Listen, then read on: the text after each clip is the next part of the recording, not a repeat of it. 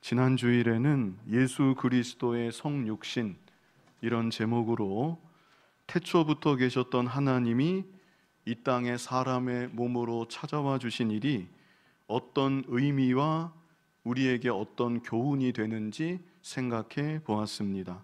이 시간은 예수 그리스도의 성육신과 마리아, 이런 제목으로 말씀을 보고자 합니다. 성자 하나님이 사람의 몸으로 이 땅에 오실 때 마리아라는 여인의 태를 통해 오셨습니다. 그래서 마리아는 가장 먼저 예수 그리스도의 성육신을 직접 체험했던 여인이었습니다. 이 땅에 사람의 몸으로 태어나실 예수님을 10달 동안 자기 복중에 품고 있었던 것입니다. 로마 카톨릭은 이런 마리아를 예수님의 어머니라고 해서 지극히 높이는 경향이 있습니다. 심지어 예수님을 잉태할 때 마리아에게는 죄가 없었다고 말하고, 마리아는 예수님을 낳은 이후로도 끝까지 동정을 지키다가 마지막에는 죽지 않고 산채로 승천하였다고까지 말합니다. 그러나 하나님 말씀 어디에도 이런 주장들을 뒷받침할 근거는 없습니다. 평범한 인간을 지극히 높인 나머지 마리아를 중보자로 삼고 마리아에게 기도하는 우상 숭배로까지 나아가고 있습니다. 이것은 분명히 잘못된 것입니다. 그런데 또 한편으로 이런 로마 카톨릭의 잘못된 생각을 견제하기 위해서 마리아라는 여인에 대해 너무나 무관심한 것은 아닌가 하는 생각도 듭니다. 다시 말하면 마리아에 대한 지나친 칭송을 경계한 나머지 말씀을 통해 자연스럽게 드러나고 있는 마리아의 아름다운 믿음마저도 묻혀버리는 경향이 있다는 것입니다. 우리는 이면에 균형을 잡을 필요가 있습니다. 마리아는 분명히 평범한 여인이었습니다. 동정녀 탄생의 주인공은 그 태를 통해 이 땅에 오신 예수님이시지, 그 태를 제공한 마리아는 결코 아닙니다. 그러나 마리아를 통해 드러나는 귀한 믿음의 모습이 분명히 있다는 사실, 우리는 이 사실을 쉽게 지나쳐서는 안 될 것입니다. 그래서 이 시간 예수 그리스도의 성육신을 제일 먼저 알았던 마리아에게 어떤 믿음의 모습이 나타나고 있는지 본문 말씀 중심으로 함께 보고자 합니다. 우리 본문 26절 같이 읽어보겠습니다. 여섯째 달에 천사 가브리엘이 하나님의 보내심을 받아 갈릴리 나사렛이란 동네에 가서 여섯째 달에, 이렇게 시작을 합니다. 여기서 여섯째 달은 엘리사벳이 수태한 지 여섯째 달이 되었다는 것을 의미합니다. 본문 바로 앞에는 천사 가브리엘이 사가랴와 엘리사벳을 방문하는 내용이 있습니다. 당시 사가랴와 엘리사벳은 나이가 많도록 아이를 낳지 못하는 가운데 있었습니다. 그리고 이제는 더 이상 아이 낳을 소망이 아예 없어진 상태였습니다. 그런데 가브리엘 천사가 성전에서 제사하는 사가랴에게 나타나서 이제 네 아내 엘리사벳이 아들을 갖게 될 것이다. 아들을 낳으면 그 이름을 요한이라고 해라. 이런 소식을 전해주는 것입니다. 그때 사가랴가 어떻게 했을까? 감사합니다. 이런 큰 은총을 우리에게 내려주시다니 너무나 감사합니다. 그랬다면 좋았겠는데 사가랴는 천사의 말을 받아들이지 못했습니다. 저도 늙고 제 아내도 늙었는데 제가 어떻게 그 말을 확신할 수가 있겠습니까? 당시 사가랴는 제사장이었습니다. 그런데 그럼에도 천사가 전해주는 말이 너무나 인간 이치에 맞지 않는 말을 전해주니까 그 말을 받아들이지 못했던 것입니다. 그러자 천사가 또 하는 말이 이 일이 이루어지기까지 네가 말을 못하게 될 것이다. 그래서 사가랴가 그 시로 아무 말도 못하게 됩니다.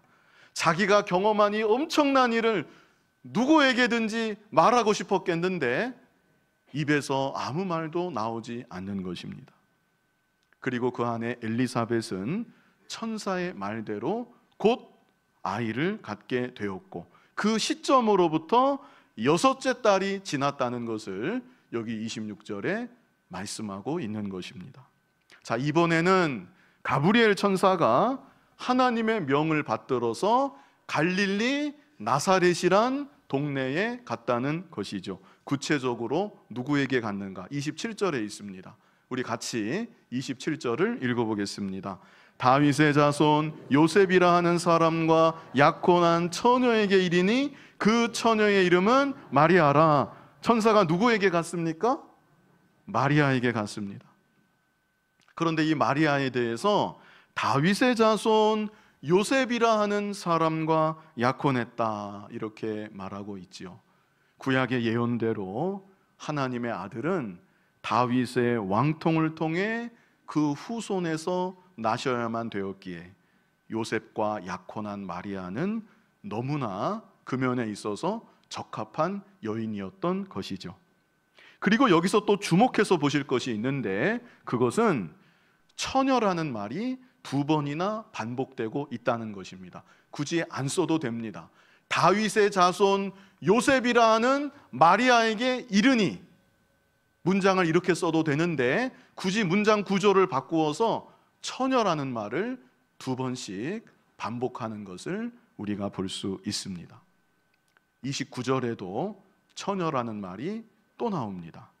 그래서 이것은 마리아는 정결한 여인이었다, 이 사실을 강조하고 있는 것입니다. 마리아는 요셉과 약혼한 사이였습니다. 이 당시 유대인들은 약혼한 사이면 한 집에서 함께 살지만 않았지 부부 사이로 인정을 받았습니다. 오늘날 약혼보다는 훨씬 더 그 결속력이 강하다고 이해하시면 되겠습니다. 게다가 당시 이스라엘은 로마의 속국이었는데 이 무척 개방적인 로마 성문화에 영향을 받는 가운데 있었습니다. 그런데 그런 환경과 정황에도 불구하고 마리아는 약혼한 요셉과 한 번도 육체적 관계를 갖지 않았던 것입니다. 물론 요셉에게도 그만한 믿음이 있었겠지만 마리아 편에서도 자신의 몸과 마음을 정결하게 지키는 믿음이 있었다는 것을 우리가 알 수 있습니다. 본문을 통해 볼 수 있는 마리아의 믿음의 모습, 첫 번째가 바로 이것입니다. 제가 주보에 밑줄과 굵은 글씨로 표현을 해놨는데요, 마리아의 믿음의 모습 첫 번째, 자신의 몸과 마음을 정결하게 지키는 믿음. 만약 마리아가 이런 면에 그렇게 철저하지 못했다고 하면, 마리아가 성령으로 예수님을 잉태했을 때 뱃속의 아이가 진짜 성령으로 잉태했는지 아니면 요셉의 아이인지 객관적으로 신뢰할 수는 없는 것입니다. 그러나 마리아는 이런 면에 있어서 철저했던 것이고, 그런 마리아였기에 예수님이 마리아의 복중에 잉태하셨던 것입니다. 이것은 오늘날 우리에게도 중요한 교훈이 됩니다. 예수님은 2000여 년 전 이 땅에 오셨고, 우리를 위하여 우리 죄를 대신 지시고 십자가에 못 박혀 죽으셨고 부활하셨고 지금도 살아계신 우리의 주님이십니다. 그렇다면 우리의 주가 되시는 예수님께서 어떤 사람의 마음 가운데 더욱 함께 하시고 충만히 역사하시겠는가? 세상 물결 따라 몸과 마음을 지키지 아니하고 죄악과 더불어 살아가는 그런 모양만 있는 신자일까? 아니면 세상은 어떤 길로 가든지 세상과 구별된 모습으로 몸과 마음을 정결하게 지키는 거룩한 신자일까? 굳이 답을 말하지 않아도 다 아시리라 생각합니다.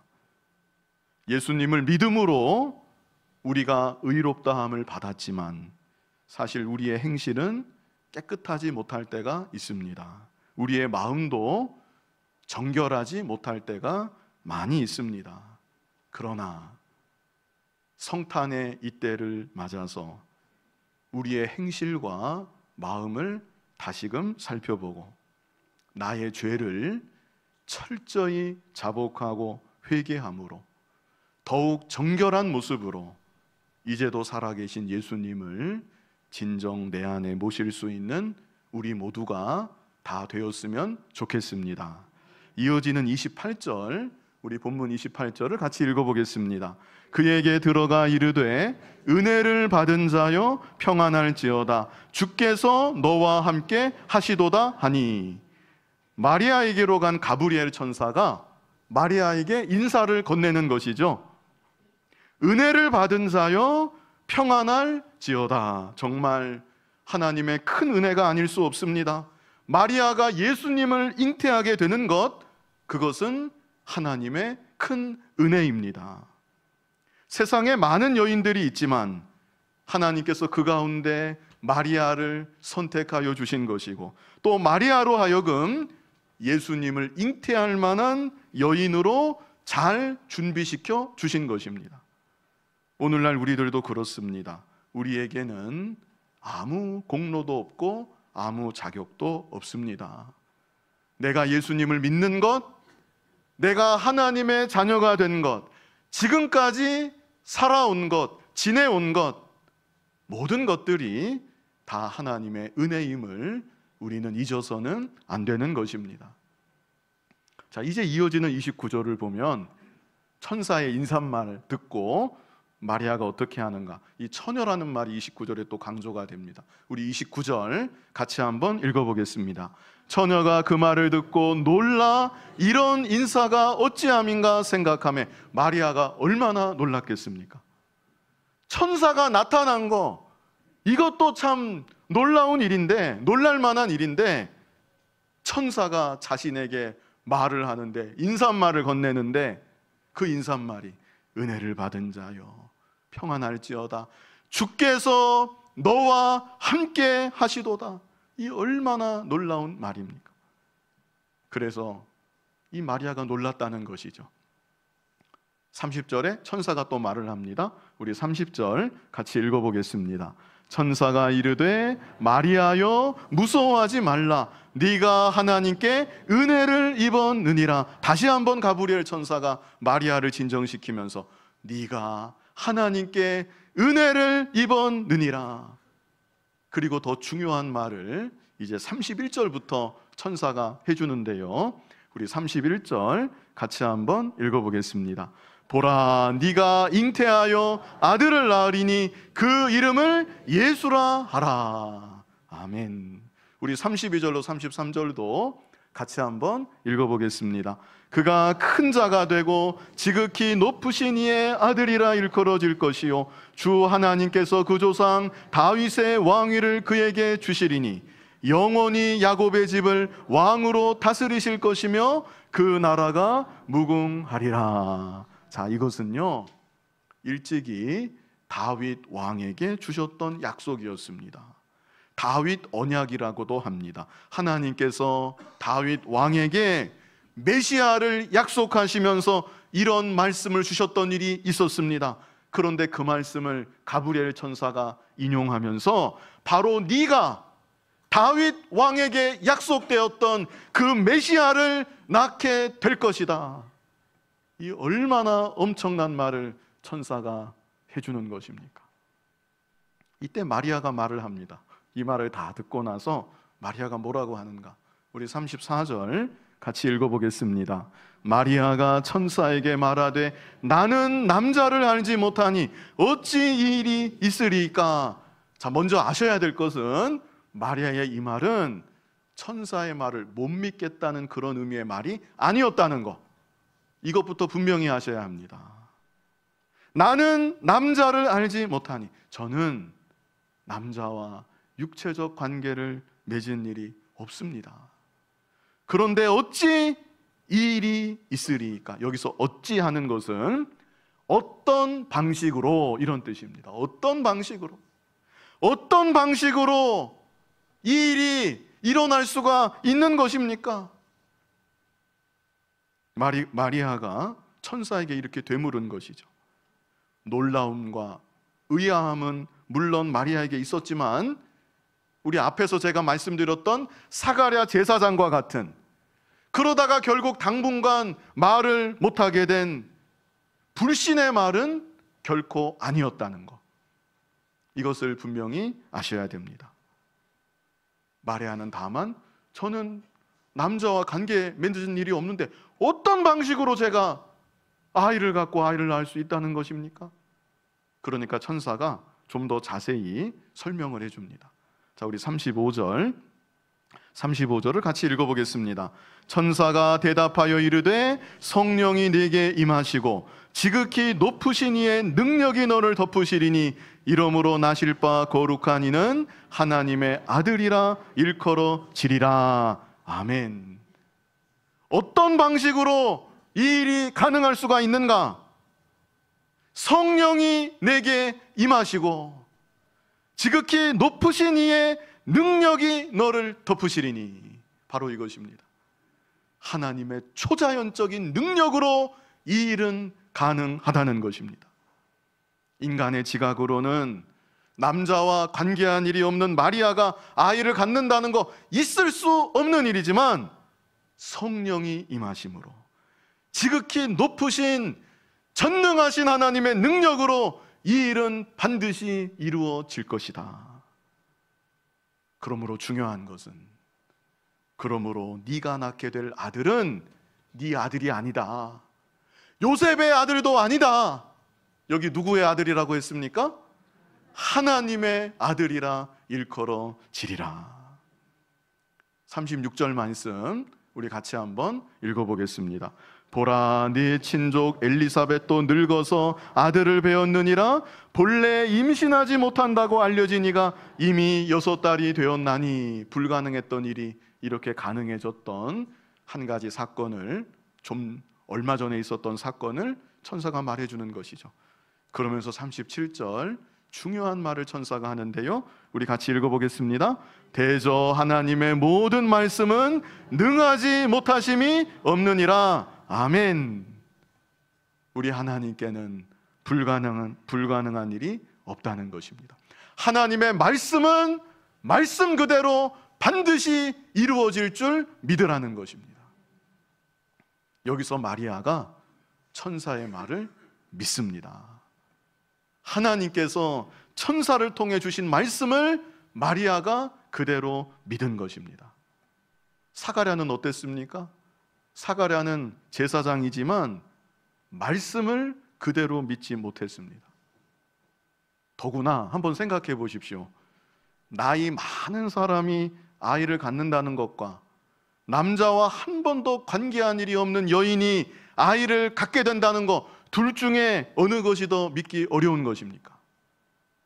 훌륭한 선지자를 낳게 된다는 말, 사가랴가 세례 요한에 대해 천사로부터 받은 말인데, 이 말하고 하나님의 아들을 낳게 된다는 마리아가 받은 말, 둘 중에 어느 말이 더 믿기가 어려운 엄청난 말입니까? 마리아가 받은 말이 훨씬 더 믿기 어려운 말입니다. 그런데 마리아는 천사를 통해 주시는 말씀들을 들은 그대로 믿었습니다. 여기 45절에 그렇게 분명히 표현하고 있습니다. 누가복음 1장 45절에 뭐라고 했습니까? 주께서 하신 말씀이 반드시 이루어지리라고 믿은 그 여자에게 복이 있도다. 정말 하나님의 큰 은혜가 아닐 수 없고 하나님의 큰 복이 아닐 수 없습니다. 오늘날 저와 여러분에게도 이와 같은 믿음이 반드시 있어야만 합니다. 하나님의 말씀을 그대로 믿는 믿음, 이게 바로 두 번째입니다. 마리아를 통해 나타나는 믿음의 모습 두 번째, 하나님의 말씀을 그대로 믿은 믿음. 우리 요한복음 1장 1절을 한번 같이 읽어보겠습니다. 태초에 말씀이 계시니라. 이 말씀이 하나님과 함께 계셨으니 이 말씀은 곧 하나님이시니라. 태초에 말씀이 계시니라 그랬죠. 성육신하기 전 성자 하나님을 이렇게 표현하고 있습니다. 그러므로 말씀을 그대로 믿는 믿음, 이 믿음이 없다고 하면, 이 믿음이 나에게 없다고 하면 예수님을 내 안에 모실래야 모실 수가 없는 것입니다. 하나님을 믿는다는 것은 하나님의 말씀을 믿는 것입니다. 예수님을 믿는다는 것도 예수님에 대한 말씀을 믿는 것입니다. 그러므로 말씀을 얼마나 확실하게 믿는가, 말씀을 얼마나 견고하게 붙잡고 있는가, 이것이 믿음의 중요한 척도라고 할 수 있겠습니다. 도저히 믿기가 어려운 말씀, 마리아는 그 말씀을 들었을 때 들은 그대로 믿었습니다. 이런 마리아와 같이 기록된 하나님의 말씀을 온전히 믿고 믿은 그 말씀을 순종하며 나아갈 수 있는 저와 여러분이 또한 다 되어야 하겠습니다. 마지막 이 구절이 본문 38절, 참 절정과 같은 그런 구절인데요, 우리 본문 38절 같이 한번 읽어보겠습니다. 마리아가 이르되 주의 여종이오니 말씀대로 내게 이루어지이다 하매 천사가 떠나가니라. 아멘.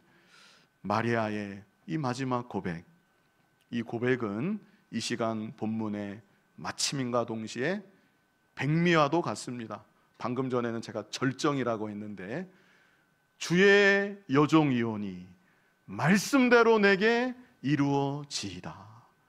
이 고백이 얼마나 위대한 고백인지 모릅니다. 뭐 남자가 되었든지, 저도 남자지만 남자가 되었든지 여자가 되었든지 우리 마리아의 이 고백대로 한번 다 같이 해보시면 좋겠습니다. 우리 다 같이 해보겠습니다. 주의 여종이오니 말씀대로 내게 이루어지이다. 아멘.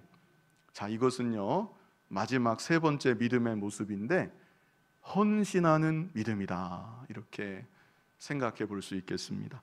헌신하는 믿음.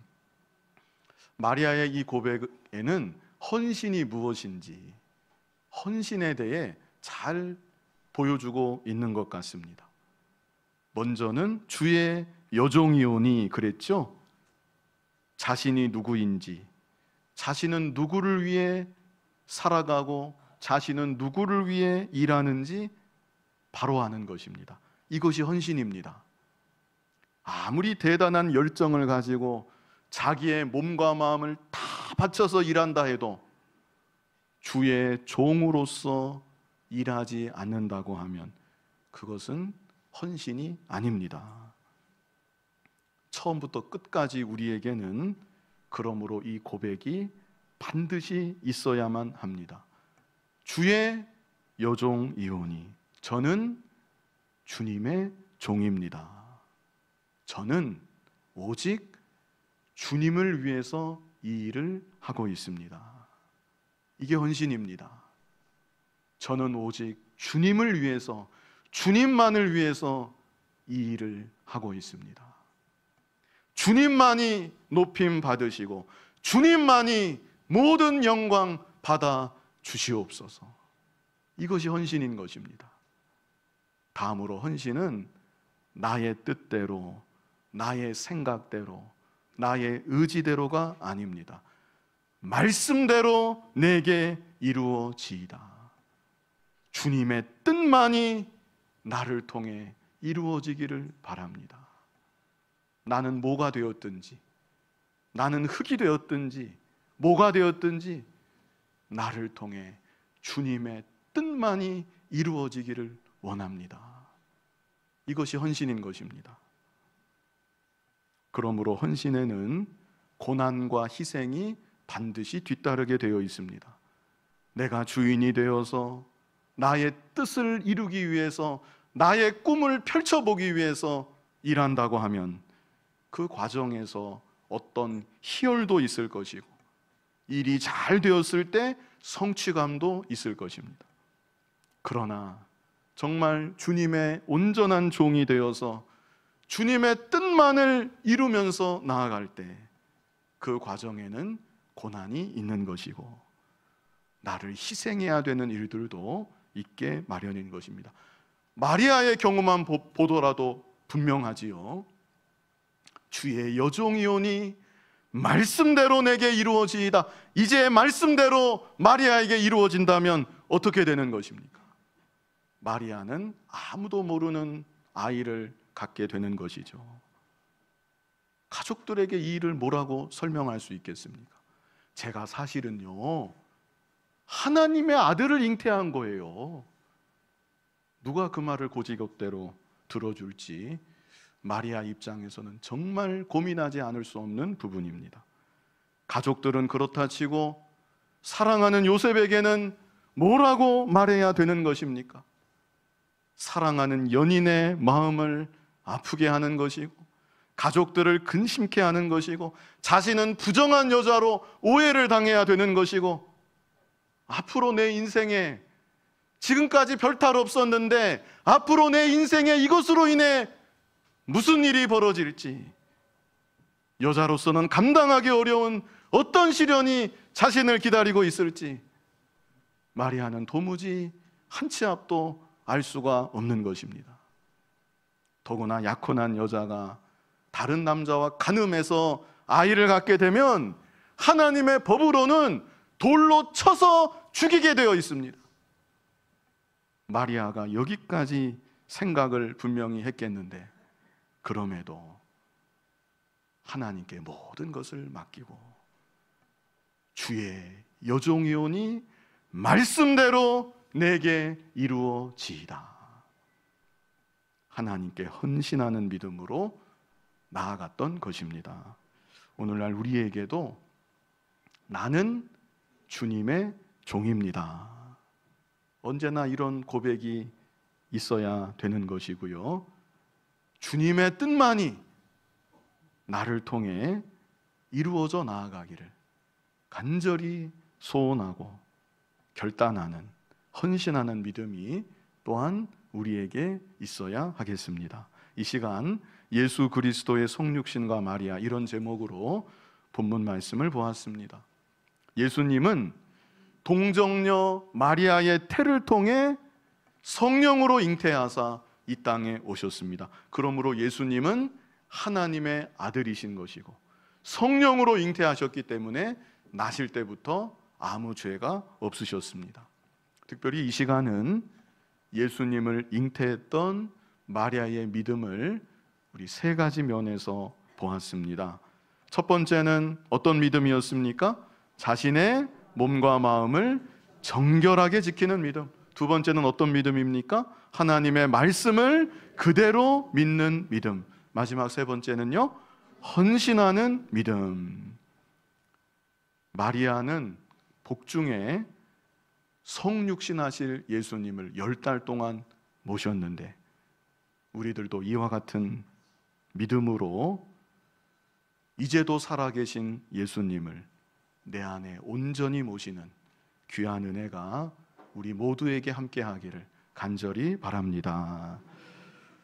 거룩하신 아버지 하나님, 죄악 세상 점점 깊이 물들어 가지만 그 물결에 휩쓸리지 아니하고 함께 물들어 가지 않는 우리들 되게 하시고 내 자신을 정결하게 지켜나가는 믿음으로 살아가게 하여 주시고 하나님의 말씀을 그대로 믿는 믿음으로 또한 주께 헌신하는 믿음으로 이제도 살아계신 나의 구주가 되시는 예수님을 내 안에 온전히 모시고 일생 살아가는 우리들 모두가 되게 하여 주시옵소서.